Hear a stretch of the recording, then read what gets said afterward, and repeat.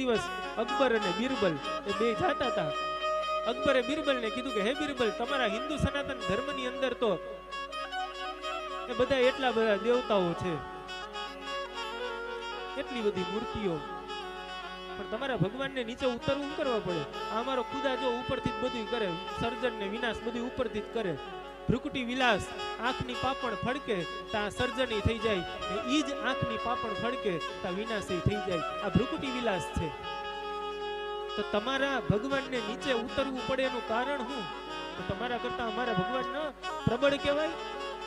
બિરબલ કે મહારાજ, હું તમને નિરાતાનો જવાબ આપીશ.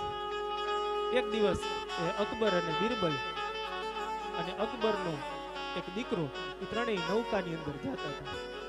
જેવા નૌકાની અંદર ગયા, બરોબર વચ્ચે એ નદીની વચ્ચે હોડી પહોંચી એટલે બિરબલે એક પૂતળું ઘા કર્યું નીચે પાણીમાં. જેવો પાણીનો અવાજ આવ્યો, અકબર કે શું થયું? તો કે તમારો દીકરો પડી ગયો મહારાજ.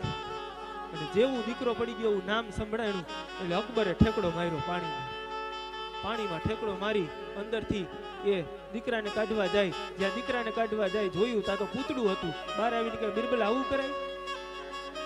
ખોટે ખોટો મને પાણીમાં ધુક્કો મરાવડાવ્યો. બિરબલે કીધું મહારાજ, તમારી પાસે એટલું સૈન્ય દળો હતું, તમારી પાસે એટલા સૈનિકો હતા, એટલા તરવૈયાઓ હતા, છતાંય મેં તમને કીધું કે તમારો દીકરો પડ્યો તો તમે શું કરવા પડ્યા? તમારા સૈન્યને નાખી દેવાય ને નીચે. અકબર બિરબલને કે બિરબલ, એ મારો દીકરો હતો. બસ મહારાજ, જેમ તમારો દીકરો પડ્યો ને તમારે પોતાએ જવું પડ્યું ને એમ અમારો જગતનો બાપ અમને દીકરા સમજે છે એટલે અમે મુશ્કેલીમાં પોતે આવે. આ અવતારોનું પ્રયોજન છે. જગદીશ્વર આવે છે એનો મતલબ એના દીકરા ક્યાંક ફસાયેલા છે. જ્યારે